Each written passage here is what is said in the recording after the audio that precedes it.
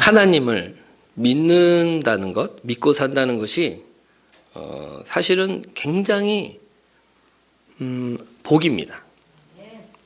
왜냐하면 쉽지 않습니다. 하나님을 계속 믿어오셨던 분들은 쉽죠. 그냥 예배하시면 되잖아요. 근데 전혀 하나님을 모르고 있는 사람이 하나님을 믿게 되는 건 굉장히 어렵습니다. 그래서 어떻게 보면 그냥 복 받으신 거예요. 그냥. 특별히 저는 우리 유초등부 아이들, 유치부 아이들 보면서 그냥 복 받은 겁니다. 저는 그렇게 생각합니다. 그래서 기도할 때도 참 태어날 때부터 무슨 복을 받아서 하나님 근처에다 태어나게 하시고 하나님 바깥에 태어난 사람이 엄청 많아요. 아예 들어보지도 못하고 죽는 사람이 대다수입니다. 이미 다 만나시고 이렇게 하나님 안에서 태어났으니까 그 안에서 또 경주는 해야죠. 누가 잘 믿나 해야 되는데 그것 자체가 굉장한 겁니다. 사실은 저같이 바깥에서 들어온 사람은 더 해요.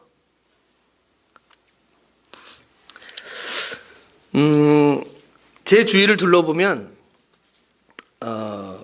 하나님을 믿는 사람도 참 힘들지만 세상에 하나님이 엄청 많습니다. 그건 아세요? 그냥 우리 하나님밖에 모르시죠? 그게 복입니다. 엄청 많습니다. 바깥엔 신이. 우리 하나님도 있고 저기 하나님도 있고 많아요. 그런데 그 예수 그리스도를 보내시고 이 성경을 기록하신 그 하나님을 내가 믿고 있다. 그냥 기적입니다. 이거는.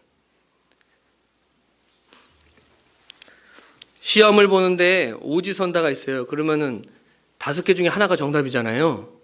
그거 맞추기가 얼마나 힘든지 아시죠? 꼭 2개가 남잖아요. 힘들어요, 맞추기가. 근데 시험을 보시는데 객관식이에요. 그런데 답이 1개야. 그럼 맞추기 굉장히 쉬우시겠죠?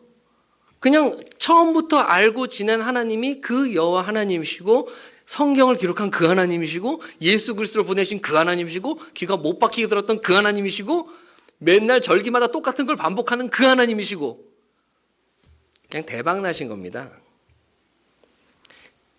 이 사실을 잊을 때 나의 부르심이 어떤 부르심이었고 내가 받은 복이 무슨 복이고 내가 지금 이렇게 계속 익숙하게 행하는 이 모든 일상의 일들이 무엇인지를 내가 잊어버릴 때 은혜가 충만할 땐 그것이 굉장히 새롭하잖아요.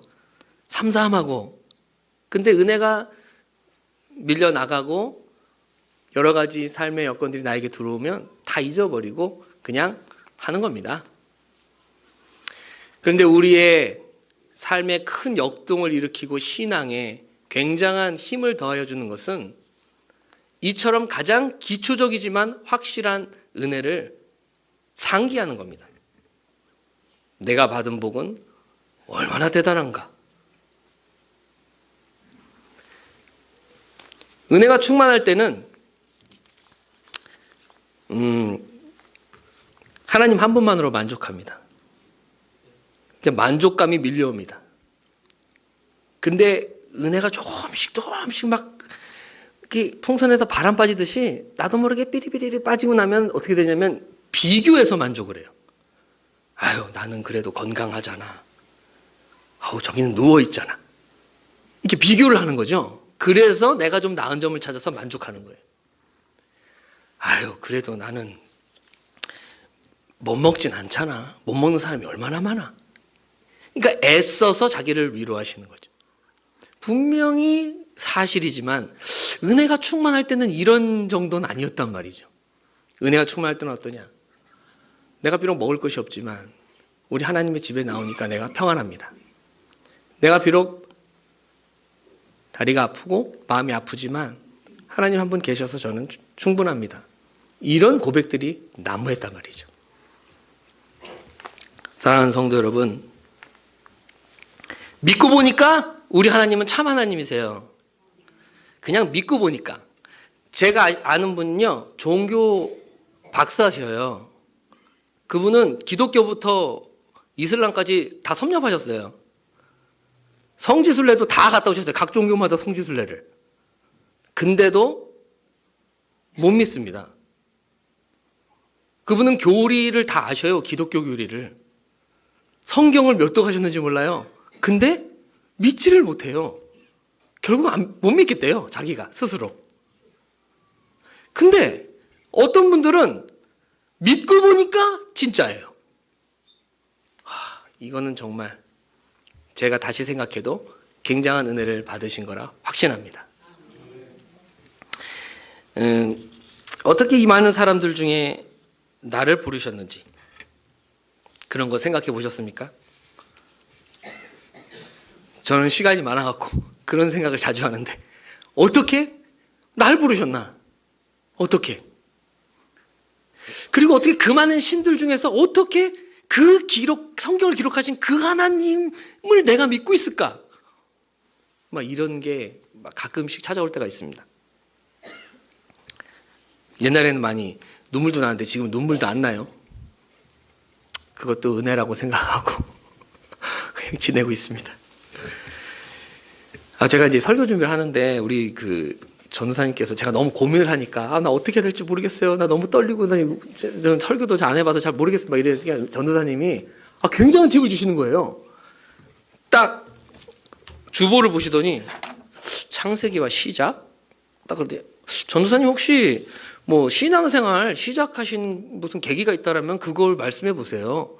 그럼 성도님들한테 뭐 선생님 소개도 할 수 있고 또 그리고 뭐 창세기의 시작이 그런 거 아니겠습니까?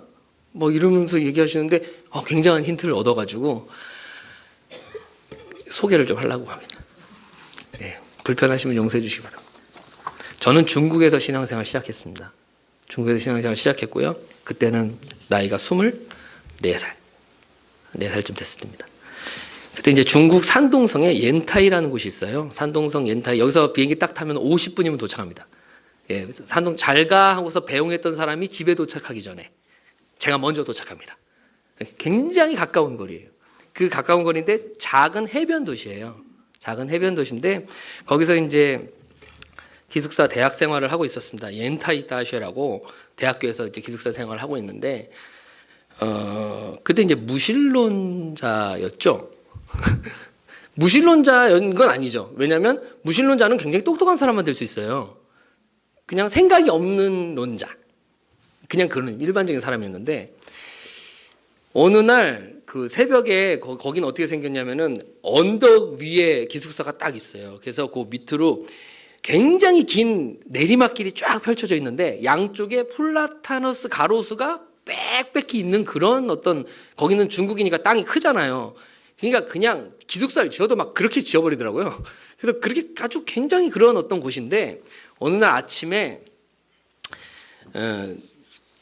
기숙사 위에 이제 따팅 자꾸 중국 생각이니까 중국말이다 그래. 큰 공간이 있는데 그 앞에가 통유리예요. 통유리. 그래서 딱 그 아침에 저 혼자 있는데 혼자서 그냥 그 광경이 하도 멋있고 이쁘고 하니까 그냥 이렇게 쭉 보고 있었어요. 그거를 이렇게 보면서 이렇게 있었는데 갑자기 그 플라타너스 잎이 어떻게 생긴지 아시나요? 좀 넓적하고 크게 생겼어요. 걔가.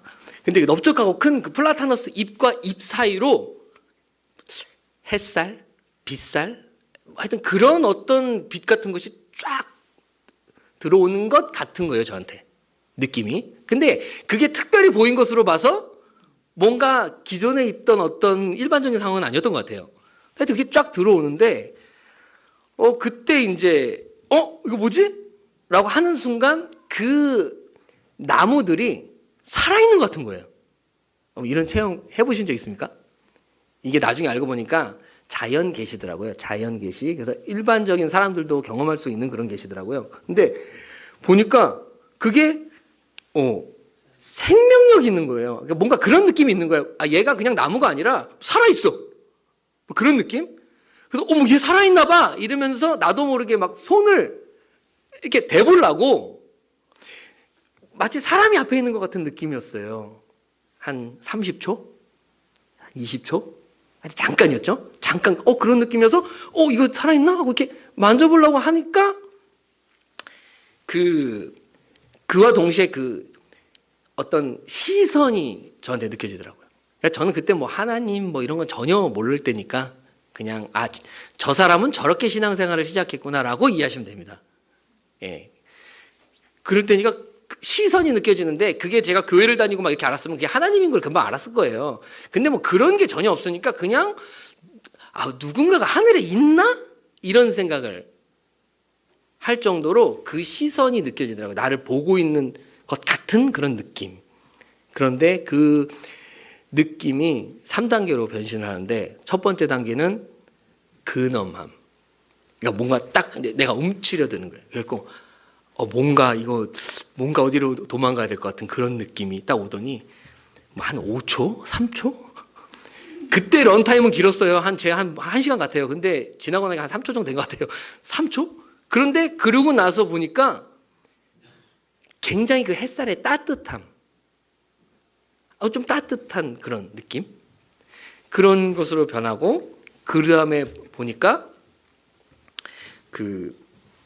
뭔가 말을 할 수 있는 어떤 분일 것 같다라는 생각이 드는, 이게 그냥 한순간 찰나에 지나가는 거예요. 이런 모든 게. 그냥 그런 느낌의 어떤 일이 그때 발생을 한 거예요. 저한테. 그래서 저는 한 1분에서 한 2분간의 그런 오묘한 일을 겪고 나서 기숙사로 막 올라갔어요. 막 올라가가지고 이거 뭐라도 이거 해야겠는데? 뭐 어떻게 하지? 하고 이제 책상에 딱 앉았는데 참 드라마틱하죠. 그때 전혀 관심도 없었던 그 유학생, 그 이민교회잖아요. 거기가 이민교회가 있을 거 아닙니까? 그 이민교회에서 그 학교 학생들을 이제 전도하려고 그 성경 소책자를 나눠준 거예요. 근데 그거를 내 룸메이트가 갖고 온 거죠. 책장에다 꽂아놨더라고, 그걸. 그래서 없는 상식에 저건 그래도 하나님의 말씀이라던데. 예, 없는 상식에 그거라도 펼쳐봐야지 하면서 그거를 꺼내갖고 막 보는데 무슨 얘기인지 하나도 모르겠더라고요.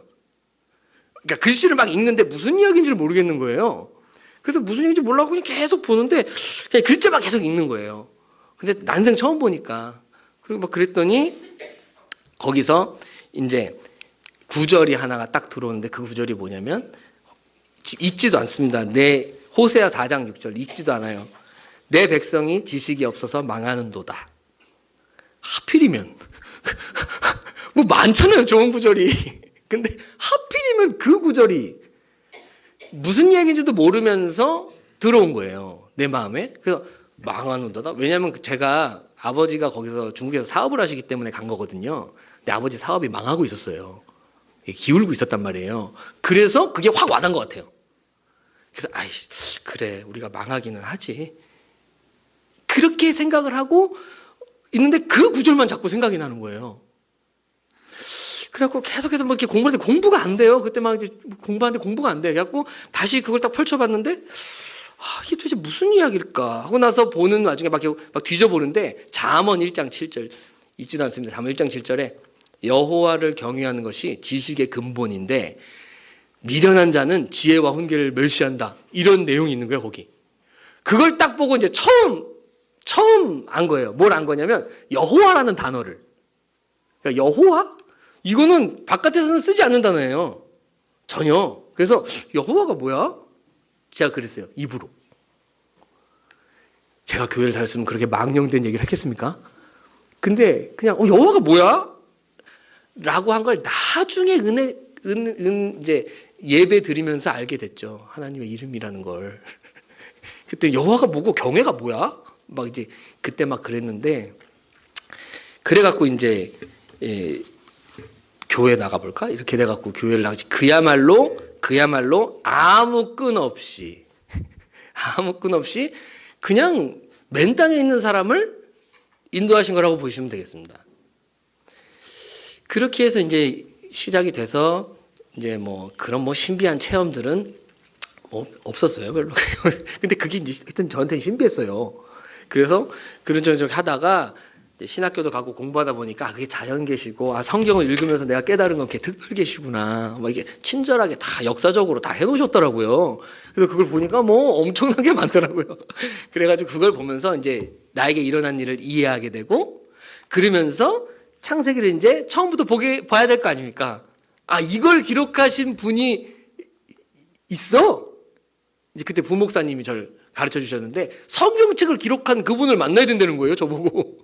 근데 그분은 아무 데서나 만날 수가 없고 성경을 읽어야 만날 수가 있다는 거예요. 근데 성경이 두껍잖아요. 그래서 그거 꼭 만나야 돼요? 제가 이렇게 물어봤는데 그분이 너는 꼭 만나봐. 결국 성경책을 줘서 그때부터 읽었는데 창세기 12장 1절이 그때 이제 너는 본토 지주 아비 집을 떠나라 라는 말씀이 그때 이제 이해가 되기 시작하더라고요. 부목사님 옆에서 계속 가르쳐 주니까 이해가 되더라고요. 그래서 이거는 하나님께서 옛날부터 지금까지 이 인류 전 역사를 설명해 놓으시고 그 가운데 하나님이 구원하실 자들을 부르셔서 하나님의 나라의 백성으로 만드셔서 교회에 접붙여 하나님 나라가 이 땅 가운데 임하실 때 들림 받을 거야. 굉장히 친절하게 설명해 주시더라고요. 그래서 거기에 네가 아무래도 부름을 받은 것 같아. 네가 하나님 백성으로 부름 받은 것 같아. 그러니까 아멘 감사합니다 하고 신앙생활 열심히 하면 된단다. 이렇게 해서 그때부터 열심히 했어요. 청년회장도 하고 뭐 다 했습니다. 열심히 하라 그래가지고. 그런 게 지금 제가 여기 있네요. 여기서 지금 생각지도 못했습니다. 이게 교회 생활이라는 걸 그때는 잘 이해를 못했기 때문에 성경을 공부하고 신학을 공부하는 게 사역자가 되는 건지 몰랐어요.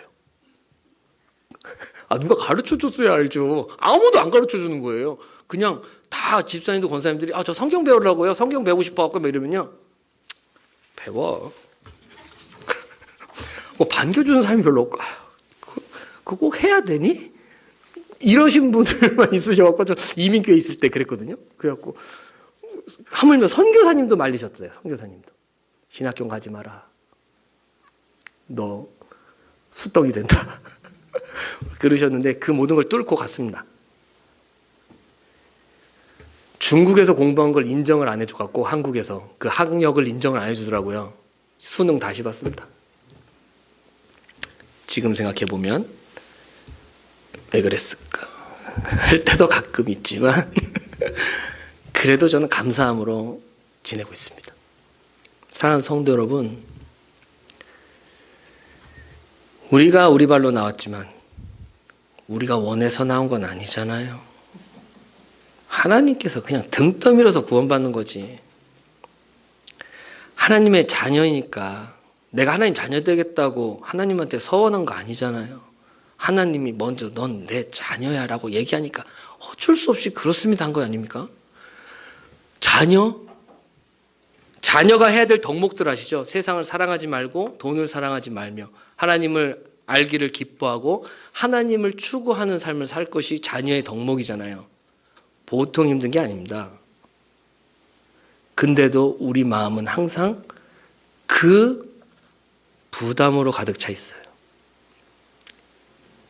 오늘은 몸이 안 좋아서 예배를 안 나오는 거지만 마음이 무거워요. 그렇잖아요. 다 이해합니다. 왜 상황이 다 있으니까 모든 사람 각자마다 상황이 있기 때문에 들어보면 다 이해할 만합니다. 근데 자기 스스로가 마음이 안 좋아요. 도대체 그 마음은 누가 주시는 겁니까? 앞에서는 빽 했지만 돌아서면 도대체 그 마음을 누가 주시는 겁니까? 사실 알고 보면 그렇게 착한지는 않은데 이건 얘가 좀 안 좋을 것 같아서 그냥 안 하겠습니다. 하나님께서 정말 다양한 상황 속에서 다양한 방법으로 하나님 백성 부르시는데 저는 나중에 교회 와서 교회에서 생활 쭉 하다 보니까 좀 일반적인 방법은 아니었더라고요. 보통은 다 어떻게 하시냐면 하나님 백성들 사이에서 태어나게 하셔가지고 양육을 받아서 하나님을 깊이 알고 믿게 되는 사람으로 키우시는 게 하나님의 일반적 방법이시더라고요. 그래서 저는 기도합니다. 우리 아이들, 저도 이제 아이를 낳았으니까 제 애를 하나님 어떻게든 하나님께서 먼저 이렇게 성도님들 복 받으신 분들이거든요. 제가 볼 때는 정말 복 받으신 분들이에요. 그래서 이렇게 우리 성도님들처럼 그렇게 사는 게 제 꿈이에요. 참 이상하죠. 그렇게 꿈이야. 뭐 나처럼 사는 게 꿈이야. 그게 꿈입니다. 창세기는 이렇게 시작에 대해서 이야기를 하고 있습니다. 저는 이렇게 시작했습니다. 한참 전 얘기지만 지금 생각해도 가슴이 벌렁벌렁거려요. 그렇다고 맨날 이렇게 신실하지는 않습니다. 네, 이렇게 신실하지 않은데 준비하다 보니까 또 은혜가 오네요. 그때 했던. 그러니까 이게 생각하고 돌아보면 은혜가 오나 봐요. 그때 그 은혜가 그 시간 속에 머물러 있나 봐요. 내가 그 시간을 두드리면 거기에 머물러 있던 은혜가 지금도 오나 봐요. 시간과 공간을 초월하시나 봐요. 그 하나님의 은혜가. 그래서 하나님의 은혜를 생각하는 시간이 있으면 참 좋겠다. 그런 생각도 했어요. 그냥 기도할 때 우리가 많이 간구도 하지만 또 그냥 내가 받은 은혜는 뭐였지 한번 적어보기도 하고. 조금 남사스럽긴 하잖아요. 왜냐면 그때는 은혜 받으면 사람이 노골노골해져서 막 하나님 저는 하나님 사랑해요 막 이런 얘기도 막 하고 그러잖아요. 그런 것도 막 해보면 참 좋겠다. 이런 생각도 했습니다.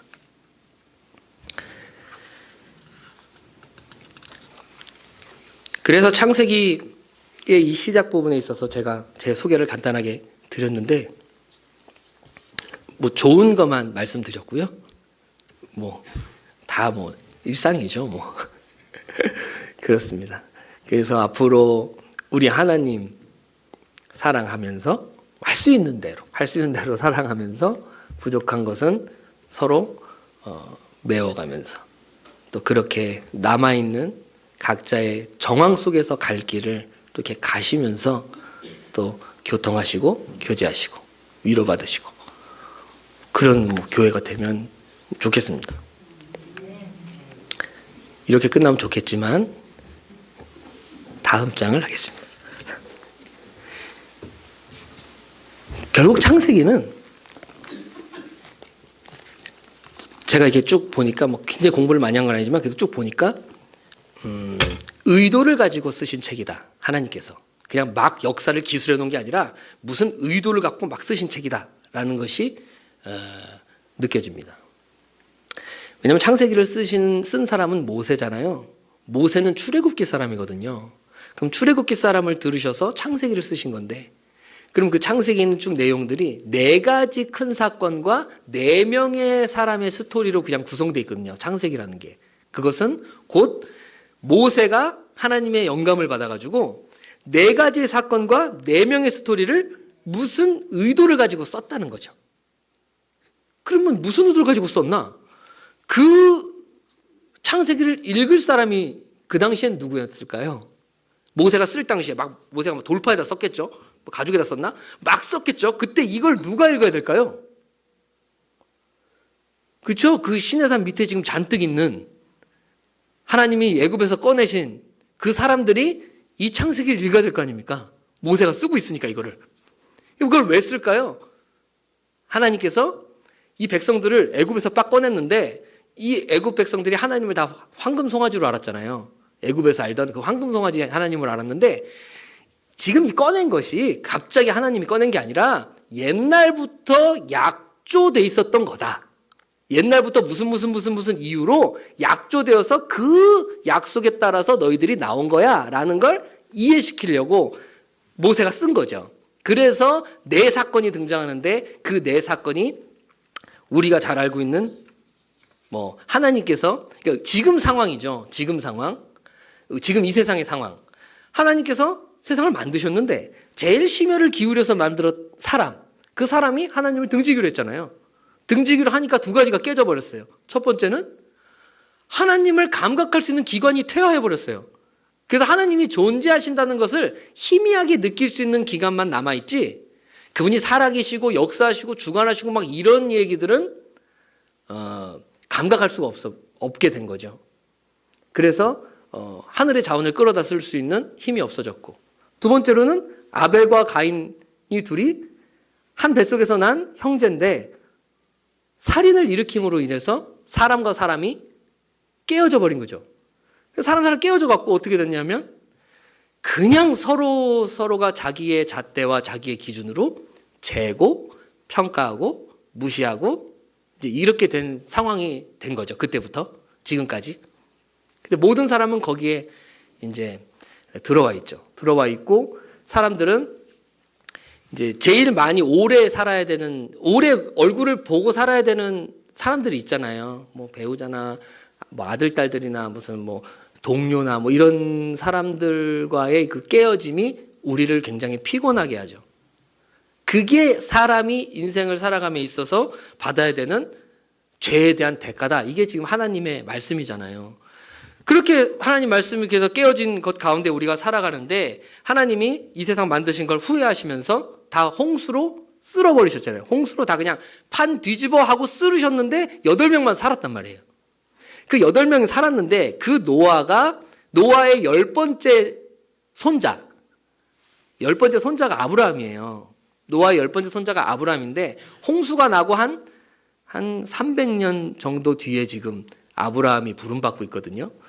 그러니까 그렇게 노아로 인해서 하나님이 8명을 살리신 것처럼 노아한테 약속을 해서 노아 식구들을 살린 것처럼 아브라함한테 약속하셔서 아브라함의 식구들을 살리시려는 거예요. 하나님께서. 이 세상에 물심판이 임했을 때 노아에게 속했던 사람 8명 구한 것 같이 이제 이 세상은 불심판을 받기 위해서 간수되었는데 그 간수되어서 그것이 불심판이 이를 때 아브라함에게 속한 그 사람들을 하나님이 구해야겠다.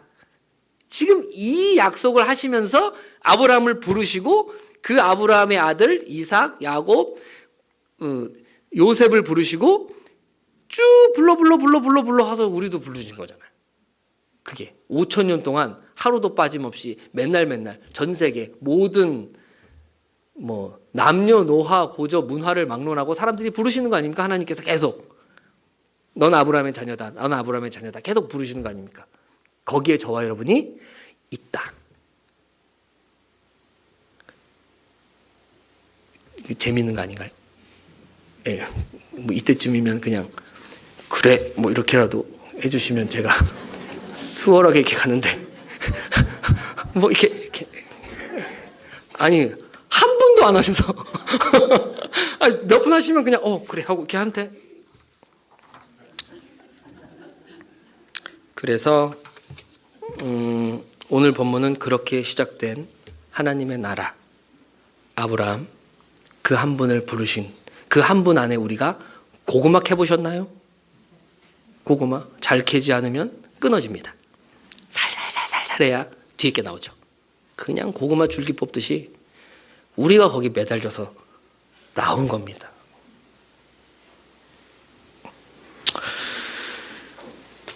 그런 하나님의 나라, 아브라함에게 임했던 그 하나님의 나라 5,000년 전이지만 그것이 우리 교회에 임해 있고요. 거기에 멤버들이신 여러분과 저가 그 하나님 나라가 임해 있고요. 우리가 임하라고 한 게 아니고 그냥 임해 있어요. 그게 문제죠. 하나님은 그냥 임해 계셔요. 근데 우리가 뭐 요청을 안 하지. 근데 그것을 요청하게 될 때 굉장한 역사들이 일어날 줄로 믿습니다. 그래서 하나님께서는 우리에게 복을 주시는데 그럼 이제 마지막입니다. 조금만 힘을 내십시오.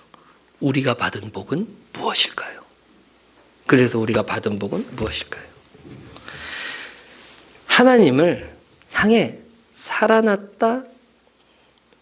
다른 복은 비교가 안 되는 복입니다. 이거. 난 하나님의 말씀 들을 수 있는 귀가 있어. 끝난 겁니다. 끝난 겁니다. 그토록 갖고 싶지만 가질 수 없었던 귀. 난 하나님의 말씀을 들으면 감동이 있어. 나는 하나님 생각을 하면 힘을 얻어. 그냥 끝나신 거예요. 그게 마음대로 되는 일이 아니지 않습니까? 그냥 하나님한테 기도해서 힘 받아. 그거는 그렇게 안 되시는 분들한테는 굉장히 나쁜 말이에요. 그렇죠? 그런데 나는 그렇다. 라신다고 하신다라면 할렐루야. 할렐루야.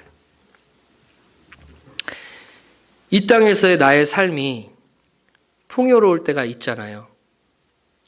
저희 어머니가 그러시던데, 돈은 돈이 벌더라. 돈은 그냥 몰려온단다. 그러다 몰려간단다. 아무래도 자기 자신을 얘기하신 것 같습니다. 풍요로울 때, 또 기근이 있을 때 한결같이 하나님을 찾고 있는 자신을 발견하신다면 그냥 대박 나신 겁니다. 복 받으신 겁니다.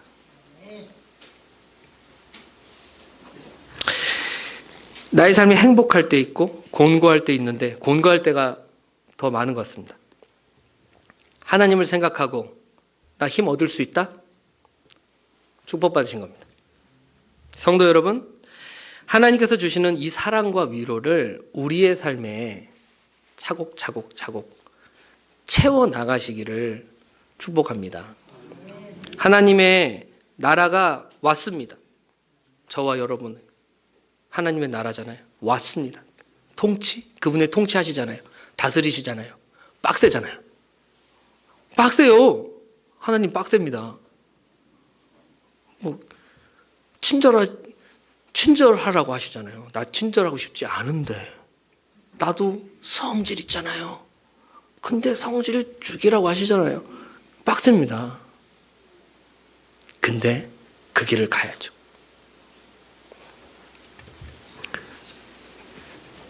많이 이해해 주세요. 이렇게 임하여 있는, 우리 교회 위에 임하여 있는 우리 하나님의 나라, 각자 주어진 정황, 각자의 위치, 각자의 인생의 내용, 각자의 조건, 각자의 여러 가지 상황들에 맞춰서 헌신하시고 봉사하시고 또 하나님의 은혜에 보답하시고, 그렇게 충성을 하신다라면 우리 교회가 제일 축복받은 교회일 수 있다고 생각합니다. 우리 성도님들 힘내시고요. 사실 저한테 한 말입니다. 저한테 힘내시고요. 그렇게 남겨져 있는 사역들 감당하시고 또 주어질 그런 사역들, 에이 난 못해 이러지 마시고 조금이라도 그럼 해볼까? 이렇게 하면 좀 좋지 않을까요? 아니면 저한테 말씀을 제가 하겠습니다. 그렇게 해서 좀 따뜻하고 뭔가 재밌고 뭔가 행복하고 뭔가 또 뭐 있죠? 즐겁고 그런 교회 됐으면 좋겠어요. 우리 마지막으로 제가 딱 왔는데 딱 교회당에 딱 들어오니까 마음이 굉장히 편안하더라고요. 그래서 여기는 기도하시는 분들이 있나 봐, 그런 생각이 들었어요. 큰 교회를 가도 썰렁해요. 마음이 뭔가 이게 따뜻한 게 없어. 물론 보일러가 있어서 그렇지만 그런 이야기는 아닙니다. 네. 근데 여긴 그게 있더라고요. 그래가지고 좋은 것 같아. 뭐 이런 좀 그런 느낌이 있었어요. 그런데 딱 이제 면접을 보려고 담임 목사를 딱 뵀는데 너무 좋으신 거예요. 그래갖고 여기서 있으면 좋겠다 그런 생각 했는데 담임 목사님이 흔쾌히 사역하실래 이런 얘기를 안 하시더라고요. 그래서 면접을 오래 봤는데 그런 말씀 안 하셔가지고 안 됐나? 아니 굉장히 막 그랬던 가슴앓이를 고백하면서 설교를 마치겠습니다. 기도하겠습니다. 사랑이 많으신 하나님 아버지, 하나님의 사람으로 불러주셔서 감사드립니다. 하나님을 의지하며 살 수 있도록 저희들 인도해 주셔서 감사합니다. 주신 은혜를 생각하면서 감사함으로 매일매일을 살아갈 수 있는 그런 우리 모두가 될 수 있도록 축복해 주옵소서. 예수님의 이름으로 기도하옵나이다.